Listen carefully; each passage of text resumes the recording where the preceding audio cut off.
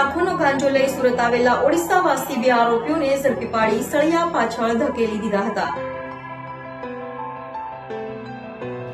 Udhna police મથકનો staff પેટ્રોલિંગમાં હતો તે સમયે બાતમીના આધારે ઉધના રેલવે પોલીસ ચોકીની સામે આવેલ ઉધના રેલવે સ્ટેશનના પાર્કિંગના ગેટની બહાર રોડ પરથી 2 ઈસમો જેમાં ઓરિસ્સાના ગંજામનો અને હાલ સુરતના સચિનમાં શિવનગર સોસાયટીમાં રહેતા કે રબીન્દ્ર નારાસિંહ પાત્રા તથા જી મિટ્ટુજી લોકનાથ પાત્રાને ઝડપી પાડ્યો હતો અને તેઓની ઝડપી લેતા તેઓ પાસેથી 1,46,000ની કિંમતનો ગાંજાનો જથ્થો, 2 મોબાઈલ ફોન, રોકડા રૂપિયા સહિત 1,67,000થી વધુની મત્તા કબજે કરી હતી।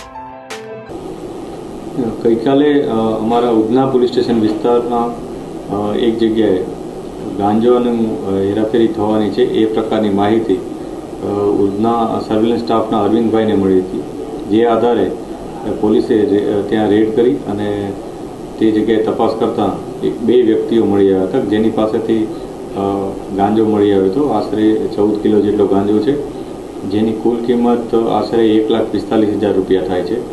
એની સાથે 2 મોબાઈલ પોલીસે જપ્ત કર્યા છે। આ મોબાઈલની કિંમત 20,000 ગણવામાં આવી છે અને લગભગ 1,60,000નો મુદ્દામાલ પોલીસે રિકવર કર્યો છે। આ ઘટનામાં 2 આરોપીઓ જી મિટ્ટુ પાત્રા અને કે રબીન્દ્ર પાત્રા બંને જણા સચિનના રહેવાસી છે અને મૂળ ગંજામ ઓરિસ્સાના રહેવાસી છે। તેઓ ઓરિસ્સાથી આવી રીતના ગાંજો લઈને આવનાર હોવાની માહિતી પોલીસને મળી હતી।